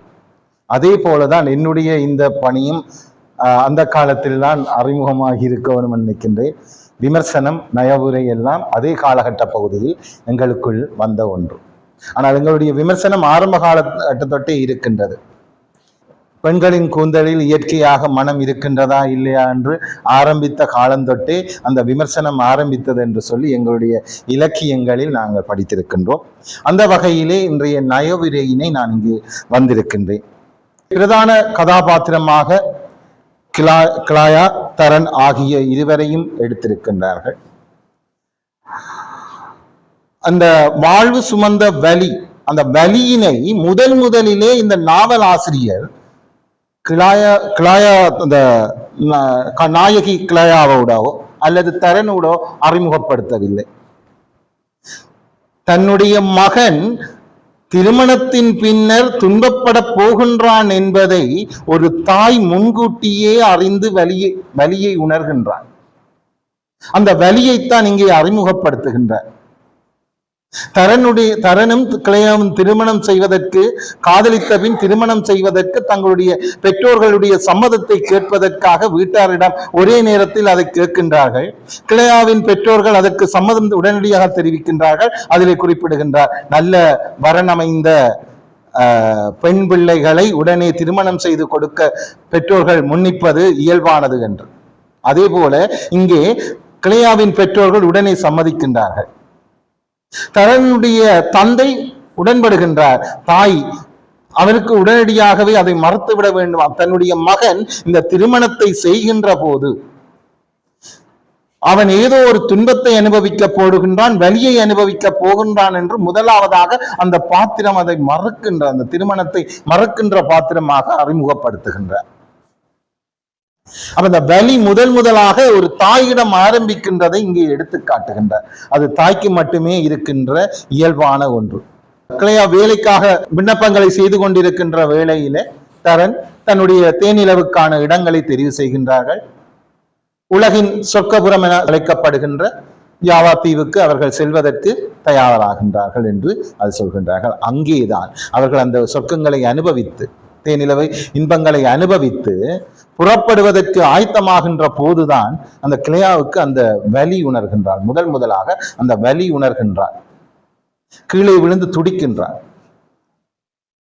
அப்ப அந்த நேரம் தரனும் இருக்கின்றான். அப்ப இருவருக்கும் இடையே என்ன செய்வதென்று தெரியாது உடனடியாக வைத்தியசாலையை அணுகின்றார்கள். அங்கே அவர்கள் அந்த வைத்தியத்தினூடாக பரிசோதித்து விட்டு அவருக்கு ஒரு அப்பெண்டிசைட், அந்த குடலிறக்க நோய், அதுக்கு உடனடியாக சிகிச்சை செய்து அறுவை சிகிச்சை செய்ய வேண்டும் என்று சொல்லி மேலதிகமாக தங்கி நின்று அந்த சிகிச்சையை செய்கின்றார். இந்த வலி என்பது நாவலாசிரியர் சொல்லிக் கொண்டு வருகின்ற வழியில் நான் அதை விட்டுவிட்டேன் சொல்கின்றேன். ஒவ்வொருவரும் பல்வேறுபட்ட வலிகளை சுமந்து கொண்டிருக்கின்றார்கள். கண்ணுக்கு தெரிந்த வலி, கண்ணுக்கு தெரியாத வலி, காரணம் புரிந்த வலி, காரணம் புரியாத வலி என்று வலிகள், எத்தனையோ வலிகளை நாங்கள் பார்க்கின்றோம். இதிலே கிளியாக்கு ஏற்பட்ட வலி காரணம் புரியாத வலி, காரணம் தெரியாத வலி. அவளுடைய நண்பி ரேணுக்கு ஏற்பட்ட வலி காரணம் தெரிந்த வலி, புரிந்த வலி. சமூகத்திலே அடிப்படையாக காணப்படுகின்ற ஒரு வலி. அந்த வலிகளை அடிப்படையாக கொண்டு இந்த ரெண்டு பாத்திரங்களையும் அடிப்படையாக இந்த கதையை நகர்த்தி செல்கின்றார். உண்மையாக நாவல் என்றால் அதிக பாத்திரங்களை கொண்டு விளக்கப்பட்டிருக்கமான, ஆனால் இதிலே 6 பாத்திரங்கள்லாம் கதை ஆரம்பத்தில் இருந்து முடிவு வரையும் நயமாக அளவாக சென்று கொண்டிருக்கின்றார்கள். தேவையில்லாத கற்பனைகளோ இதுகளோ இல்லை. என்ன கூற வருகின்றாரோ அந்த விடயத்தை யதார்த்தமாக வெளியிட்டுக் கொண்டு வருகின்றார்.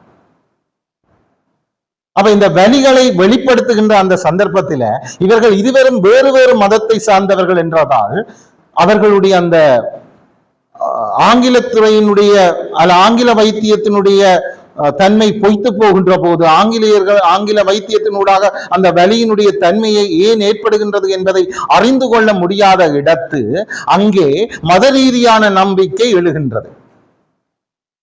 எங்கேயும் இன்றும் நாங்கள் சொல்லுவோம், எங்கும் துன்பம் வருகின்ற போதுதான் நாங்கள் இறைவனை நோக்கி எங்களுடைய சிந்தனையை திருப்புவோம் என்று.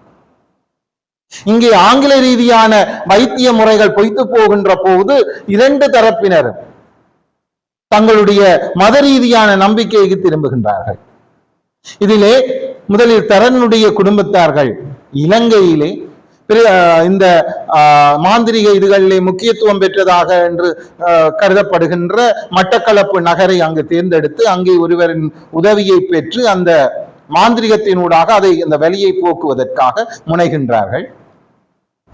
தரனுடைய தந்தை உட்பட தரன் மனைவி கிளையா ஆகியோரும் வருகின்றார்கள். அந்த அடுத்த நாள் அவர்களுடைய வீட்டுக்கு செல்கின்றார்கள். அங்கே அவர் கூப்பிடுகின்ற போது இவர் உட்செல்கின்ற போது நடந்த பிரச்சனையை சொல்கின்றார்கள். உடனடியாக சொல்றார், இது ஒரு பிரச்சனையும் இல்லை, இது இலகுவாக எடுத்து விடலாம், இது செய்வினை ஒன்றுதான் நடத்தி இருக்கிறார்கள். இந்த செய்வினையை வச்சு எங்களுடைய நம்பிக்கைகளை வந்து ஓட்டிக்கொண்டு போவார்கள். அந்த நாவல் அந்த தன்மையையும் அவர் சுட்டி காட்டுகின்றார். அந்த ஏதோ ஒரு பழத்தை அங்க சாப்பிட கொடுத்துட்டு அவர் கேட்கின்றார், இது என்ன பழம் என்று. அவர் மாம்பழம், அந்த மாதுளம் பழம் என்று சொல்றார். அந்த பழத்தை சாப்பிட கொடுத்துட்டு வேற மண்டை கொடுத்து சத்தி எடுக்க வைக்கின்றார். சத்தி எடுக்க வச்சுட்டு தரனை பார்த்து கேட்கின்றார், இதா தெரியுதான்னு. அவனுக்கு ஒன்றுமே தெரியல. தெரியுது. ஏன்னா நம்பிக்கை. இது அந்த சூரிய ஒரு படத்துல வந்த அழகரசாமி குதிரை என்ற ஒரு படத்துல வந்த ஒரு நிகழ்வை எனக்கு ஞாபகப்படுத்தியது. அந்த குதிரை காணாம போய்விட்டது. சூரியை தான் வைத்து அந்த சோதனம் குறி சொல்பவர் பார்த்து கொண்டிருக்கிறேன். அப்ப வெத்திலையில மைய போட்டுட்டு காட்டுறேன், இந்த குதிரை வருது தெரியுதாண்டு. அது ஒன்றுமே தெரியல, கருப்பு மைதான் தெரியும். தெரியுதுன்ட்டு அந்த அந்த இதுக்கு ஏற்ப வகையிலே சூரியும் அந்த நடிப்பை வெளிப்படுத்துகிறார். இங்க தரனுடைய நிலையும் அதுதான். அவருக்கு ஒன்றுமே தெரியல. தெரியுதுன்ற ரைட், இந்த எடுத்துட்டேன்னா விஷயம் முடிஞ்சது, அவ்வளவுதான், போயிட்டு வாங்கன்னு அனுப்பியாச்சு. அப்ப அதுல அந்த வலி கொஞ்சம் குறைந்ததாக அவள் உணர்கின்றாள். ஆனால் மீண்டும் தன்னுடைய நாட்டுக்கு போன பிறகு அந்த வலி மீண்டும் ஏற்படுகின்றது. இந்த வலியோடு போராடுகின்றார்கள், வாழ பழகுகின்றார்கள், வாழ்கின்றார்கள். அடுத்ததாக கிறிஸ்தவ மத ரீதியான நம்பிக்கை ஒரு பாதிரியாரை பிடிக்கின்றார்கள். அதுவும் இலங்கையைச் சேர்ந்த இடத்துல அவர்கள் இலங்கைக்கு வருகின்றார்கள். அங்கே பாதிரியாரிடம் போய் அவர் சொல்கின்ற இடத்துக்கு போகின்றார்கள். அங்கே போய் அவர் ஏதோ குடிக்க கொடுக்கின்றார், வாந்தி எடுக்க வைக்கின்றார். அவன் சொல்றார், ரைட், முடிஞ்சது, உனக்கு இனி ஒரு பிரச்சனையும் இல்லை. மீண்டும் வெளிநாட்டுக்கு போகின்ற போது அவருக்கு மீண்டும் வலி ஏற்படுகின்றது. அப்ப இவர்களுக்கு சமயத்தின் மீது இருந்த நம்பிக்கையும் போகின்றது, விஞ்ஞானத்தின் மீது இருந்த நம்பிக்கையும் போகின்றது. என்ன செய்வதென்று தெரியாத நிலையில ஒரு கட்டத்திலே கிளையா ஒரு முடிவெடுக்கின்றாள். தன்னிடம் கிடக்கின்ற அவ்வளவு மருந்துகளையும் எடுத்து தற்கொலைக்கு முயல்கின்றாள். அந்த நேரத்தில் தரன் வந்து தட்டி விட்டுட்டு, இனிமேல் நீ இவ்வாறான செயல்களில் ஈடுபடக்கூடாது என்று சொல்லி சத்தியம் வாங்குகின்றார். ஆனா அங்கால பல கட்டங்களில இந்த சத்தியத்தை மீறினால் என்ன என்ற அளவுக்கு கிளையா தரனை பார்க்கின்ற போதும், தன்னுடைய வலியை அனுபவிக்கின்ற போதும், தன்னை சார்ந்தவர்கள் தனக்காக படுகின்ற வேதனையை பார்க்கின்ற போதும் தான் தன்னுடைய வாழ்வை முடித்துக் கொண்டால் என்ன என்று யோசிக்கின்றார். அது நிறைவு பெறுகின்றதா இல்லையா என்பது கதை ஓட்டத்திலே நாங்கள் பார்த்துக் கொள்ளலாம். அந்த கதை ஒவ்வொரு கட்டமும் நகர்ந்து போகின்ற போது அந்த வலியோடு நாங்கள் அடுத்த கட்டத்துக்கு போகின்றோம். இந்த கதையிலே அவர் ஒவ்வொரு அத்தியாயங்களுக்கும், மாணவன் சொன்ன மாதிரி ஒவ்வொரு அத்தியாயத்துக்கும் ஒவ்வொரு தலைப்பை கொடுத்திருக்கின்றார். கிட்டத்தட்ட அந்த தலைப்பை பார்த்து அந்த நாவலை படித்த பின்பு அந்த தலைப்பை பார்த்து கொண்டு போனால் அந்த தலைப்பினூடாகவே அந்த நாவல் முற்றுப்பெறுவதை நான் காணக்கூடியதாக இருக்கின்றது. ஆரம்பத்தில் காதல், சொர்க்கத்தின் நிழல், தீவிர தேடல், தோற்ற மந்திரங்கள், மீண்டும் செய்வினையோடு யுத்தம், பாரம்பரியத்தை நோக்கிய பயணம், புதிய பயணம், பிரான்ஸ் பயணம், மன இறுக்கம், நண்பியின் வலி, பரிதாபமான பெண், தரனின் அன்பு, இப்படி ஒவ்வொரு அத்தியாயங்களுடைய தலைப்புகளும் போய் 28வது அத்தியாயத்தோடு இது நிறைவு பெறுகின்றது. அங்க அதை நான் சொல்ல முடியவில்லை, ஏனென்றால் அந்த தலைப்புகளை சொன்னால் உங்களுக்கு நாவல் அவ்வளவு இலகுவாக விளங்கிவிடும். அடுத்தது ஒரு இலக்கியம் என்றால் அது காலத்தின் பிரதிபலிப்பாக இருக்கு. அந்த இதை இவர் சிறப்பாக செய்திருக்கின்றார். இவர்கள் அந்த இறுதி கட்டத்திலே தங்களுடைய பயணத்தை பிரான்ஸ் நோக்கி செல்கின்ற வேளையில உலகெல்லாம் நடந்த உலகடைப்பு, கதவடைப்பு என்று உலகடைப்பு என்று சொல்லலாம், கொரோனா நோயின் ஏற்பட்ட தாக்கம். சுவிஸ் நாடும் தன்னுடைய கதவடைப்பை நாட்டை மூடி விடுகின்றது. அப்ப மீண்டும் இவர்கள் காத்திருந்து அந்த நாட்டுக்கு செல்ல வேண்டிய நிலை, அந்த வைத்திய நிலை இந்த இதோடு அவர்கள் அதற்கு செல்வதற்கு அனுமதிக்கப்படுகின்றார்கள். அப்ப அந்த சமகாலத்தின் நிகழ்வுகளை ஒட்டியும் அதை பிரதிபலிக்கின்ற விதமாகவும் இந்த நாவல் நகர்ந்து செல்கின்ற தன்மையை காணக்கூடியதாக இருக்கின்றது. இரண்டாவது பகுதியாக நாங்க பார்க்கக்கூடிய பகுதி ரேணு, சபேசன். இந்த இருவருடைய வாழ்க்கை, அவர்களும் காதலித்தவர்கள் தான், திருமணம் செய்தவர்கள். 2-3 வருடங்களுக்கு பிறகு ரேணுவுக்கு குழந்தை பேறு இல்லாமல் போகின்ற போது அந்த தன்னுடைய மாமியார், அதாவது சபேசனுடைய தாயார் ஊடாக ஆரம்பத்திலே இருந்து சிறுகவும் பிறகு நேரடியாகவும் குத்தல் பேச்சுக்களையும் ஏச்சுக்களையும் வாங்கி அவள் தன்னுடைய நிலைமையை உருவாக்குகின்ற தன்மையை காட்டிச் செல்கின்ற, குழந்தை இல்லாத காரணத்தினால தன்னுடைய மகனுக்கு வாரிசு இல்லை என்ற அவளுடைய இயக்கம், அதனால் அவர் தன்னுடைய மருமகள் மீது எரிந்து விழுகின்ற தன்மை, தனக்கு ஆதரவாக தன்னுடைய கணவன் வருவானார் என்று சபேசனை பார்க்கின்ற வேளை சபேசன் தாயினுடைய முந்தானையை பிடித்து ஒளிந்து கொண்டிருக்கின்றார் என்ற வகையிலே அவளுடைய எண்ணக்கரு. சபேசன் எந்த விதமான கருத்துக்களையும் அங்கே முன்வைக்கவில்லை. இப்படி ஒவ்வொரு தன்மையிலையும் அவள் போகின்றாள். அந்த காதலின் உச்சக்கட்டம் அவர்கள் பிரிவுக்கு வருகின்றார்கள். கிளையிடம் சொல்கின்றாள், நான் பிரிய போகின்றேன் என்று. அவள் அவசரப்படாதே இதை கதைத்து தீர்க்கலாம். இல்லை, நான் பிரிய போகின்றேன். நீங்கள் காதலித்தானே திருமணம் செய்தீர்கள்? ஆம், திருமணம் செய்தோம். அப்ப ஏன் பிரிகின்றீர்கள்? அந்த காதலினால் தான் நான் பிரிகின்றேன். அவள் சொல்கின்றாள், அந்த காதல் தான் என்னை பிரிக்கின்றது சொல்கின்றாள். என்னுடைய கணவனுக்கு இன்னொரு வாரிசு வேண்டும். நான் பிரிந்து சென்றால் அவள் இன்னொரு திருமணம் செய்வான். அவனுக்கு அதனூடாக வாரிசு கிடைக்கும். அப்ப கிளைய கேட்கிறான், நீ பிரிந்து சென்றால் உன்னுடைய கணவன் திருமணம் செய்வானா? அது அவருடைய தாயாருடைய பொறுப்பு. தாயாரான் அதை செய்து வைக்க வேண்டும் என்று சொல்கின்றார். அப்ப இவ்வாறு அவர்களுடைய அந்த நடவடிக்கை இருக்கின்ற காலப்பகுதியில தான் பிரிய போகின்ற என்ற எண்ணத்தை தான் சொல்ல போகிறேன், சபேசனிடம் சொல்ல போகிறேன் என்று ரேணு கிளையாரிடம் தான் முதல் சொல்கின்றாள். இந்த சந்தர்ப்பத்தில தான் இவர்கள் தங்களுடைய வலிகளை ஒன்றிணைக்கின்ற அந்த ஒழுங்கமைப்பு குழுவை உருவாக்குகின்றார்கள். அப்ப அந்த குழுவில அந்த வலிகளால வேதனைப்படுகின்றவர்களுடைய துன்பங்கள், உண்மையிலே அந்த வலியிலே இந்த துன்பங்கள் வேதனைகள்ல ஆறுதலாக கதைப்பதும் வலிகளை போக்குவதற்கான ஒரு சிறந்த ஒரு மருந்து. அதுதான் எங்களுடைய தலைவரும் சொன்னார். இங்க அந்த குழுவை உருவாக்கிய பின்பு அருவாசி பேருக்கு அந்த ஆறுதல் கிடைப்பதில்லை.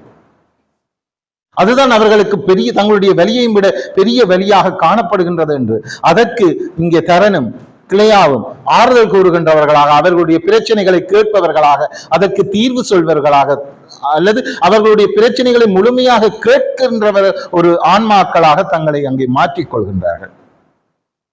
ஒருவருடைய பிரச்சனையை நாங்கள் கேட்கின்ற பொழுது அவருடைய பிரச்சனை அரைவாசியாக குறைகின்றது என்று சொல்கின்றார்கள்.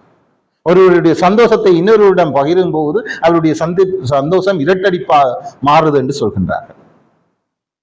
அப்ப இங்க அந்த வலியில சுமந்தவர்கள், வலியை சுமந்தவர்கள் தங்களுடைய குடும்பத்திலே ஏற்படுகின்ற வலி, தங்களுடைய உடன்பிறப்புகள், உறவுகள், பெற்றோர்கள், புகுந்த வீட்டில் ஏற்படுகின்ற வலிகள் என்பவற்றை பொறுத்து கொண்டு வாழ்கின்ற போது அதை பகிர்ந்து கொள்வதற்கு ஒரு ஆத்மா இல்லாத சந்தர்ப்பத்தில இந்த இவர்களுடைய குழு அமைப்பு முறை அவர்களுக்கு கை கொடுக்கின்றது. எல்லோரும் ஒன்றிணைகின்றார்கள். இந்த வெளிநாட்டில் வாழ்கின்றவர்களுடைய வாழ்க்கை முறையும் அப்படித்தான். அவர்களுக்கு அந்த பணம் எங்கிருந்து வருகின்றது, அங்கே இலகுவாக கிடைக்கின்ற ஒன்று அல்ல. அவர்கள் அங்கேயும் கஷ்டப்பட்டு தான் உழைக்கிறார்கள். அங்கே தரனுடைய இந்த வைத்திய செலவுக்கு முழுமையாக தீர்ந்தது பின்பு இறுதியாக பிரான்ஸ் நாட்டுக்கு செல்வதற்காக அவர்கள் அந்த வைத்திய தேவைக்காக பணத்தை தேடுகின்ற போது அந்த குழு அமைப்பின் ஊடாக அவர்களுக்கான அந்த பணம் கிடைக்கின்றது என்று சொல்கின்றார். அப்ப இவ்வளவு கஷ்டப்பட்டு அந்த வலி அவர் இறுதியாக அங்க தங்களுடைய மருத்துவ சான்றிதழ்களை அனுப்பிய போது இந்த வலியை இலகுவாக தீர்த்துக் கொள்ளலாம் வேறுங்கள் என்று அங்கே அவர் சொன்ன பொழுது இவர்களுக்கு ஒரு புதிய ஒரு நம்பிக்கை ஏற்படுகின்றது. அப்ப அவர்கள் தங்களிடம் ஏற்பட்ட அந்த நம்பிக்கையின் ஊடாக அங்கே செல்கின்றார்கள். அந்த வலி தீர்ந்ததா இல்லையா அல்லது தொடர்கின்றதா என்பதுதான் இந்த நாவல் கொண்டு செல்கின்ற தன்மையாக நாங்கள் காணக்கூடியதாக இருக்கின்றது. இன்றைய உலகில ஒவ்வொரு மனிதர்களும் ஏதோ ஒரு வலியை எவ்வாறோ சுமந்த வண்ணம் இருக்கின்றார்கள். அப்ப அந்த வலியானது வெவ்வேறு விதங்கள்ல வெவ்வேறு காரணங்களூடாக ஏற்படுகின்றது. ஆனால் இங்கே கிளையாக்கு ஏற்பட்ட வலி என்ன என்று இன்னும் அந்த நாவல் அவர் சொல்லுகின்ற தன்மையில பார்க்கின்ற போது விஞ்ஞானத்தில் கூட கண்டுபிடிக்க முடியாத அளவுக்கு ஏதோ ஒரு இது. அப்ப இதுல நாங்கள் யோசிக்க வேண்டிய தன்மை என்னென்றால், விஞ்ஞானமும் பொய்த்து போகின்றது. எத்தனையோ சத்திர சிகிச்சையை அவள் மேற்கொண்ட போதும் அவளுக்கு அந்த வலி ஏற்படவில்லை. அப்ப அந்த சத்திர சிகிச்சை ஊடாக அவளுடைய உடலில் ஏற்பட்ட மாற்றங்கள், வெட்டி அகற்றப்பட்ட உறுப்புகள், அதனூடாக அவளுக்கு ஏற்படுகின்ற வருத்தங்கள், நோய்கள், இதுகளுக்கெல்லாம் காரணம் யார் பொறுப்பெடுப்பார்கள்? ஒவ்வொரு வைத்தியர்களும் தங்களுடைய எண்ணங்களின் பிரகாரம் இதுதான் இதற்கு காரணம் என்று ஊகித்துக் கொண்டு அவர்கள் அந்த செயற்பாட்டை செய்கின்ற போது அங்கே வைத்தியமும் பொய்யாகின்றது. இன்றைய உலகில நாங்கள் அடிக்கடி இதுகளை நாங்கள் காணக்கூடியதாக இருக்கின்றது. அப்ப இந்த நிகழ்வுகள் வாழ்க்கையோடு சம்பந்தப்பட்ட நிகழ்வுகளோடு சம்பந்தப்பட்ட கண்முன்னே காணுகின்ற சம்பவங்களோடு சம்பந்தப்பட்ட தன்மையூடாக இந்த நாவல் நகர்ந்து செல்கின்றது. ஒவ்வொரு கட்டத்திலும் அந்த வலி அடுத்த அத்தியாயத்துக்கு இலகுவாக கடத்தப்படுகிறது. அந்த கிளையாக்கு ஏற்படுகின்ற வலி திடீரென்று ஏற்படுகின்றது. ஆனா இங்கே ஒவ்வொரு அத்தியாயத்தின் ஊடாக அந்த வலி கடத்தப்பட்டு கொண்டிருக்கின்றது. சில அத்தியாயங்களை நாங்கள் வாசிக்கின்ற போது இந்த அத்தியாயம் முதலில் வந்து விட்டது ஒன்று எண்ணக்கூடிய அளவுக்கு அந்த வலியின் தன்மையை அங்கே அவர் காட்டிக் கொண்டிருக்கின்றார். இவ்வாறு அந்த நாவல் சென்றுகின்ற போது கடைசியாக அவர்களுக்கு அந்த தீர்வு கிடைத்ததா? தங்களுடைய வலியை சுமந்தவர்கள் அந்த வலியோடு வாழ்கின்றார்களா அல்லது வலியை நீக்கி சுகமாக வாழ்கின்றார்களா? இதுல இன்னொரு பிரச்சனை வருது. கிளையா தரன் தம்பதியினருக்கு, அவர்களுக்கும் அதில் குழந்தை இல்லை. இதிலே அவருக்கு சொல்லப்பட்டிருக்கின்ற காரணம் என்னவென்றால் அவருடைய கர்ப்பப்பை பலகீனப்பட்டிருக்கின்றது. இந்த நோயின் காரணமாக கர்ப்பப்பை பலகீனப்பட்டிருக்கின்றது. அவள் குழந்தையை தாங்குவதற்கான சக்தியை அது கொண்டிருக்கவில்லை. அப்ப அவர் யோசிக்கின்றார்கள், இன்னொரு வாடகைத்தாய் ஊடாக, இப்பொழுது பரவலாக இருக்கின்ற வாடகைத்தாய் ஊடாக அந்த குழந்தையை பெற்றுக் கொள்ளலாமா? அப்ப தரணும் முடிவெடுக்கிறார்கள், இல்லை, அந்த தாய்க்கும் ஒரு உணர்வு வரும். தன்னுடைய குழந்தையை சுமக்குகின்ற போது, அது தன்னுடைய வயிற்றிலே சுமக்கின்ற போது அந்த தாய்க்கும் ஒரு உணர்வு வரும். தாய் என்ற உணர்வை நாங்கள் இடையிலே பிரித்து கொண்டு அந்த குழந்தையின் தாயையும் பிரித்து கொண்டு வருகின்ற அந்த வேதனை எங்களுக்கு வேண்டாம் என்கிறார்கள். அப்ப இன்னொரு குழந்தையை தத்தெடுப்போமா? அது இன்னொரு இரத்தம். அந்த இரத்தத்தை எப்படி எங்களுடைய இரத்தமாக ஏற்றுக்கொள்வது? தங்களுக்கு குழந்தை பிறக்காது என்று சொல்லவில்லை, இந்த வலி மாறினால் தங்களுக்கு குழந்தை கிடைக்கும். ஆகவே அந்த கதைகளை நாங்கள் அதோடு விட்டு விடுவோம் என்று சொல்லி அவர்கள் இருவரும் சேர்ந்து முடிவெடுக்கின்றார்கள். இப்படி ஒவ்வொரு தரமும் ஒவ்வொரு ஆறுதல் ஊடாக செல்கின்றார்கள். இதுல இன்னொரு சிறந்த சம்பவம் என்னென்றால், கிளையாவினுடைய பெற்றோர்கள், தாய் தந்தையர் கிளையாவுக்கு ஒரு ஆறுதல் சொல்கின்றார்கள். உன்னுடைய வலியை அவர்களுடைய வீட்டுக்கு முன்னால் நீ காட்டிக்கொள்ளாதே. உனக்கு வலி ஏற்படுகின்ற போது வலி இல்லாத மாதிரி நடி. அப்பதான் அவர்கள் உன்னை ஏற்றுக்கொள்வார்கள். நீ நெடுக வலிக்குது என்று சொன்னா அவர்கள் உன்னை துரத்தி விட்டுருவார்கள். இது ஒவ்வொரு பெற்றோருக்கும் இருக்கிற இயக்கம். தன்னுடைய மகள் நோயாளி என்று சொன்னால் தன்னுடைய மகளை எங்கே தங்களுடைய வீட்டுக்கு அனுப்பி விடுவார்களோ, தன்னுடைய மகளுடைய வாழ்க்கை கேள்விக்குறியாகுமோ என்ற இயக்கம் அது இயல்பானது. அதை அழகாக வெளிப்படுத்துகிறார். அதுக்கு அவள் சொல்கின்றாள், என்னுடைய மாமனார் மாமியார் அப்படிப்பட்டவர்கள் அல்ல, அவர்கள் என்னை உள்ளங்கையில் வைத்து தாங்குகின்றார்கள். உண்மையில் அந்த தரனுடைய தாயார் முதலில் மறுத்த தரனுடைய தந்தைக்கு சொல்றார், இதனால நான் முதல் வேண்டாம் என்று நீங்கள் கேட்டீர்களா என்று தரனுடைய தாயார் தந்தையுடன் சண்டை போடுகிறார். தந்தை ஒன்றும் சொல்ல முடியாத இடத்திலே தலைகுனிந்து நிற்கின்றார். ஆனால் அதை எதையும் கிளையாக்கு முன் காட்டிக்கொள்ளவில்லை. தன்னால் இயன்ற உதவியை செய்கின்றார். அவளுக்கு எந்த வகையான உணவு கொடுக்க வேண்டும், எந்த நேரத்துக்கு மருந்து கொடுக்க வேண்டும், தன்னுடைய மகன் இல்லாத போது தான் அதை ஏற்று செய்கின்றார். ஒவ்வொரு வைத்தியத்துறைகள் அல்லது தங்களுடைய அறிந்தவர்களூடாக இந்த நோய்க்கு என்ன இதென்று ஒவ்வொரு பாத்திரமும் தேடுவதை காணலாம். தரன் எல்லாம் நித்திரை மொழி, வேலைக்கு சென்று விட்டு நித்திரை முழித்து எந்த நேரமும் இணையத்தின் ஊடாக இந்த நோய்க்கான தீர்வுகள் என்ன, யாராவது ஏதாவது போட்டிருக்கின்றார்கள் என்று பார்க்கின்றார்கள். இந்த தன்மை சபேசன் ரேணுவிடம் தொற்றிக் கொள்கின்றது. அவர்களும் அதை பார்க்கின்றார்கள். ஒரு கட்டத்திலே இந்த சபேசன் ரேணுடைய பிரிவு ஏற்படாதோ என்று நாங்கள் எண்ணுகின்றோம். ஏனென்றால் அவர்களும் கடைசியாக இவர்களுடைய அமைப்பிலே சேர்ந்து இவர்கள் இதனூடாக படுகின்ற துன்பங்களை கேட்டறிந்து அவர்களுக்கு ஆறுதல் கூறுபவர்களாக இவர்கள் மாறிக்கொள்கின்ற போது, அந்த நாவலில் செல்கின்ற போது, அப்ப இனி ரேணு சபேசனை விட்டு பிரிய மாட்டாள் என்ற ஒரு எண்ணக்கரை. ஏனென்றால் இருவரும் சேர்ந்திருக்கின்றார்கள், சேர்ந்து இந்த இதிலே செல்கின்றார்கள் என்று சொல்லி பார்த்தால் ஆசிரியர் அதிலேயும் ஒரு டியூச வச்சு அது என்னடா அந்த புத்தகத்தை வாசி கொண்டு போனாதான் அது தெரியும் என்ன. அவர்கள் பிரிகின்றார்களா அல்லது பிரிந்த பின் சேர்கின்றார்களா, என்ன தன்மை என்பதை அந்த நாவல் ஊடாக நாங்கள் கண்டுகொள்ளக்கூடியதாக இருக்கின்றது. இந்த நயவுரை என்பது அதிகமாக சொன்னால் தேனும் கசக்கும் என்பது போல இந்த நயவுரையும் கசக்க வலிக்கு விட்டு. ஆகவே இந்த நயவுரையை நான் இத்துடன் நிறைவு செய்து சந்தர்ப்பத்தை அளித்தமைக்கு வணக்கம் கூறி விடைபெறுகிறேன். நயவுரையாற்றிய ஆசிரியர் அன்பு சகோதரர் கதிர்வண்ணன் அவர்கள் இந்த நாவலை எவ்வளவு தூரம் கருத்தூன்றி வாசித்திருக்கின்றார், அந்த நாவல் எவ்வளவு தூரம் அவரது மனத்தில் ஆழமாக பதிந்திருக்கின்றது என்பது அவரது உரையினூடாக வெளிப்பட்டது. ஒவ்வொரு சிறு சம்பவங்களையும் அப்படியே உயிர் துடிப்போடு இங்கு எடுத்து கூறி தன்னுடைய கருத்துரைகளை முன்வைத்தார்கள். அவர் கூறிய ஒரு கருத்து, பொதுவாக நாவல் என்று சொன்னால் அதிக பாத்திரங்கள் கதாபாத்திரங்கள் இடம்பெற்று, சிறுகதைக்கு நாவலுக்கும் உள்ள அடிப்படை வேறுபாடுகளில் ஒன்றே அதுதான். சிறுகதையில் ஒரு குறிப்பிட்ட ஒரு சில பாத்திரங்கள் மட்டும்தான் இருக்கும். ஆனால் நாவலிலே பல்வேறு வகைப்பட்ட பல பாத்திரங்கள் இருக்கும். இந்த நாவலை பொறுத்தவரை குறிப்பிட்ட சில பாத்திரங்கள் மட்டும் இடம்பெற்று கதையை கட்டுக்கோப்பாக வைத்திருக்கின்றது. இது டாக்டர் பிரபல புகழ்பெற்ற நாவலாசிரியர் வரதராஜன் அடிக்கடி கூறுவார், கதை கூறுவதை காட்டிலும் கருத்துக்களை கூறி வாழ்க்கையை நெறிப்படுத்த வேண்டும் என்று. ஒரு நாவல்ல கதை கூறுவதை விட கருத்துக்களை கூறி வாழ்க்கையை செப்பனிடுவது முக்கியமானது என்பது பேராசிரியர் வரதராஜன் அவருடைய கருத்து. பேராசிரியர் வரதராஜன் அவருடைய கருத்துக்கு ஒரு எடுத்துக்காட்டாக இந்த நாவல் அமைந்திருக்கின்றது. அவருடைய கருத்துரை நயவுரையினூடே அவருடைய அந்த துன்பத்தின் மீது பக்தியின் பால் செல்கிறது. கொடுமை, ஒவ்வொரு இடத்துக்கும் போகின்றார்கள், மேலத்திய வைத்தியம் செய்கின்றார்கள், ஆயுர்வேத வைத்தியம், கிழத்திய வைத்தியம், மந்திரம், மாந்திரிகம், எந்தெந்த நாடுகளில் எல்லாம் எந்தெந்த புகழ்பெற்ற வைத்தியர்கள் இருக்கின்றார்களோ அவர்களை நோக்கி எல்லாம் ஓடுகின்றார்கள். அவர்கள் ஓடும் பொழுது கிளையாவும் தருணம் ஓடும் பொழுது எங்களுடைய மனமும் கூடவே ஓடுகின்றதா, இந்த இடத்திலாவது அவர்களுக்கு சுகம் வராதா, இந்த இடத்திலாவது இந்த நோய் நீங்காதா என்று எங்களையும் துடிக்க வைக்கின்றார்கள். அறிஞர்கள் இப்பொழுது அண்மையிலே சொல்வார்கள், அந்த ஆலயங்களிலே பக்தி அர்ச்சனைகள் கூடுது, ஆலயங்களிலே அர்ச்சனைகள் கூடுவதென்றால் என்ன அர்த்தம் என்றால் வீட்டிலே பிரச்சனைகள் அதிகரிக்கிறது. வீட்டிலே பிரச்சனை அதிகரிக்க ஆலயங்களிலே அர்ச்சனைகளும் அதிகரிக்கும். அந்த வகையில் இவர்கள் கடைசியாக அந்த தெய்வத்தாலாவது தங்களுக்கு விமோசனம் கிடைக்காதோ என்று எண்ணி ரெண்டு பேரும் தங்களுடைய சமயம் நெறியிலேயே நின்று, சைவ சமயம் கூறுகின்ற தெய்வம், அவள் கிறிஸ்தவ சமயம் கிறிஸ்தவரவன் எல்லோரோடும் முறையிடுகின்றார்கள். ஆனால் அந்த தெய்வங்களே விட கொடுப்பதாக இல்லை. எங்களுக்கு வள்ளுவன் கூட ஒரு கட்டத்திலே கடவுளை சபிக்கிறான்.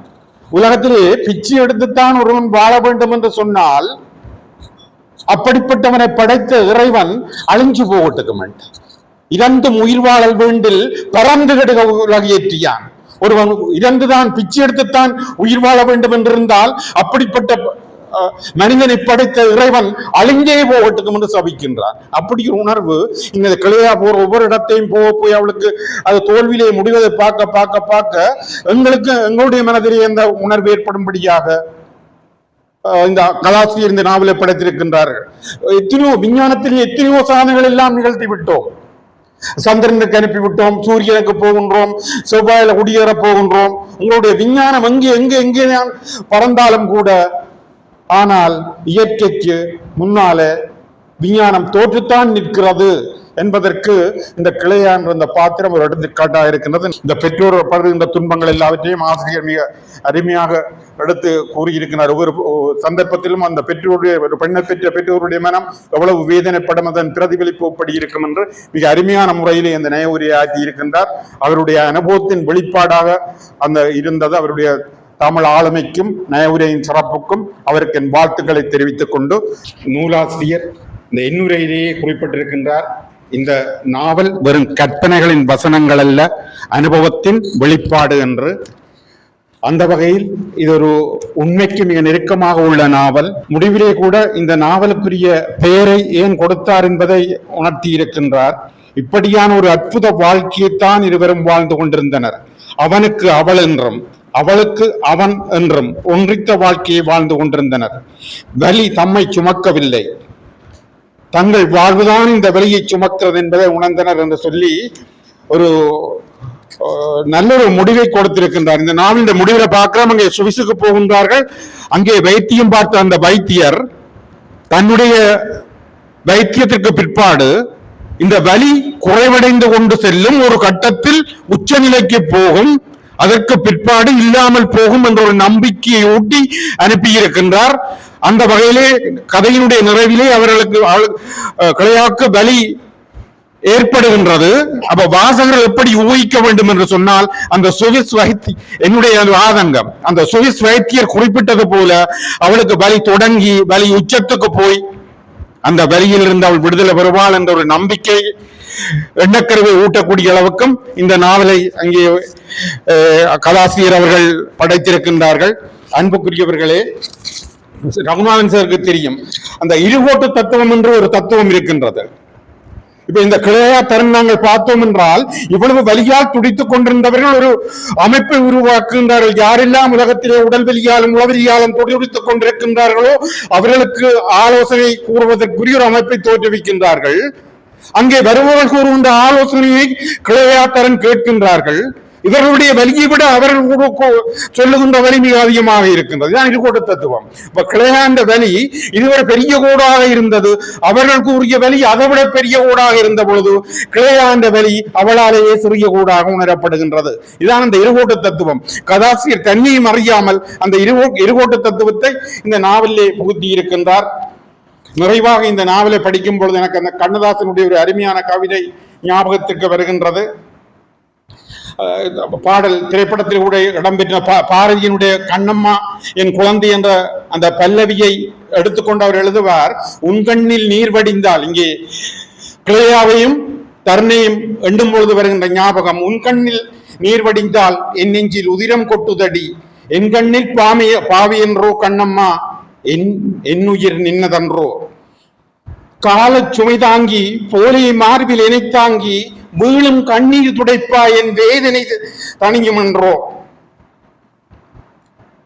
ஆலம் விழுதினை போல் உறவு 1000 இருந்தும் என்ன, வேறென நீ இருந்தால் அதில் நான் விழுந்து விடாதிருப்பேன்.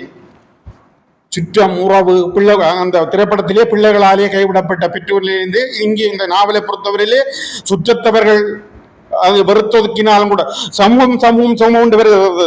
சமூகம் என்பதற்கு கண்ணதாசன் மிக அருமையான விளக்கம் கொடுத்திருப்பான். இந்த சமூகம் என்றால் என்ன என்றால், நாங்கள் சிரிக்கும் பொழுது எங்களோடு கூட நின்று சிரித்து உள்ளுக்குள் அழுது, நாங்கள் அழும் பொழுது எட்ட நின்று சிரிப்பதுதான் சமூகம் என்று கண்ணதாசன் சமூகத்துக்கு வரு. நாங்கள் சிரிக்கும் பொழுது அழும், நாங்கள் அழும் பொழுது சிரிக்கும், இதுதான் சமூகம். அது ஆலம் விழுதினை போல் உறவு 1000 வந்தென்ன, வேறென நீங்கிருந்தால் அதில் நான் வீழ்ந்து விடாதிருப்பேன். இங்கே இந்த கிளையாக்கும் தருணுக்கும் இது எவ்வளவு தூரம் பொருந்தும் என்று நாவலோட பொருத்தி பார்த்தால் தெரியும். முள்ளில் படுக்கையிட்டு இனியை மூட விடாதிருக்கும் பிள்ளை கிளமடியோ என்ன பேதமை செய்ததடி, பேருக்கு பிள்ளை உண்டு, பேசும் பேச்சுக்கு சொந்தம் உண்டு,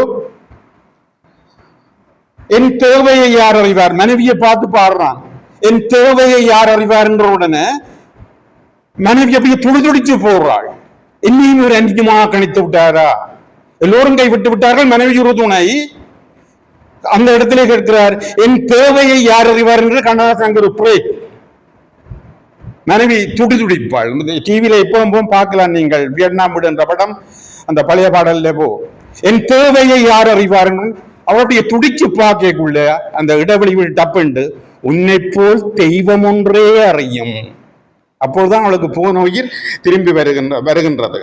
அதே மாதிரி இங்கே இந்த கிளையாண்டி ஒவ்வொரு துடிப்பிலும் தரன் அப்படியே உயிர் துடித்து அவளுக்கு ஆதரவாக உயிர் கொடுத்து காத்திருக்கின்றான். மிக அருமையான முறையிலே அந்த துன்பியல் சம்பவங்களாக போய்கொண்டிருந்தாலும் கூட நிறைய படிப்பினர்கள், நான் நிறைய விஷயங்கள் இங்கே நினைவுரையாற்றிய ஆசிரியர்களும் மாணவர்கள் அனுபவ வழங்கிய மாணவனும் தெரிவித்திருக்கின்றார்கள். அன்புக்குரியவர்களே, ஒரு நிறைவான நிகழ்ச்சியிலே அது மங்களை ஊரைச் சேர்ந்த ஒரு எழுத்தாளர் எழுதிய நாவலை உங்களை சந்தித்ததில் நான் மிகுந்த மகிழ்ச்சி அடைகின்றேன். உண்மையிலேயே பாராட்டப்பட வேண்டிய விடயம் தம்பி பண்டாரவன்னியன் கார்த்திபன். நான் அவரிடம் மன்னிப்பு கூட கேட்க வேண்டும். அடிக்கடி அதுக்கு பிரச்சனை எனக்கு நான் பென்ஷன் கொடுத்தது 3 வரிக்கம் முதல், இதுல இருந்து கொஞ்சம் பேசாமல் 33 வரிகமாக படைப்பிச்சு குற்றிகள் உரங்கு வயதாக தெரியும். முற்றிகள் உரம் குற்றிகள் தனி குற்ற எழுத்தல்ல எழுத்தெழுக்க பின்னே மொழியின் இறுதியில் வல்லினமையின் மீது ஏறி வருகின்ற உரம் குற்றியல் உரம் முருகுபுறநாறு 12 முல்ல பெருகு உளமுற காஞ்சி கோடநெல் நெடுநெல் வாட பட்டின பால கடாத்தோடும் 10 நற்றின நல்ல குறுந்தொகை அங்கிருந்து 10 ஓங்கு வரி பாடல் கற்றறிந்தார் ஈத்தும் கலியூடகம் புறம் என்ற இத்திரத்தை 8 தொகை என்று சொல்லி சொல்லி சொல்லி இதுகளிலிருந்து கொஞ்சம் ஒதுங்கி இருக்கிறது. தம்பிக்கு தெரியும், எனக்கு தம்பியினுடைய கடைக்கு அந்த நேரத்தை காட்டுவதற்காக போய்கொண்டிருப்பேன். அது ஒரு தொழிலாகி போய்விட்டது. கொஞ்சம் இதுகளில் இருந்து விலகி இருப்போம். அவருக்கு கனால் அந்த சொன்னபடி அவருக்கு நான் சில விடயங்களை செய்ய முடியாமல் போய்விட்டது. அதற்காக இந்த வருத்தத்தை தெரிவித்துக் கொள்கின்றேன். நிறைவாக இந்த அனுபவ வழங்கிய தம்பி டில்ஷான் தம்பிக்கு அருமையான தமிழ் ஆர்வம் இருக்கின்றது, ஆற்றல் இருக்கின்றது. மேலும் மேலும் மேலும் வளர்த்துக் கொள்ள வேண்டும். உங்களுடைய எதிர்காலம் சிறக்கின் வாழ்த்துக்களை தெரிவித்துக் கொண்டு என் அன்புக்குரிய ஆசிரியர் கதிர் அவர்களுக்கும் மிகுந்த பாராட்டுக்களை நன்றிகளையும் தெரிவித்து அவருடைய சேவையும் தொழிலும் அவர் மேலும் மேலும் எல்லாம் முயற்சியடைய வேண்டும் என்று எல்லாம் இறைவனை பிரார்த்தித்து கார்த்திவன் தம்பதியருக்கு மீண்டும் மீண்டும் நன்றிகளை தெரிவித்து உங்கள் அனைவருக்கும் எனது வினியமான நன்றிகளை தெரிவித்து விட வருகின்றேன். நன்றி, வணக்கம்.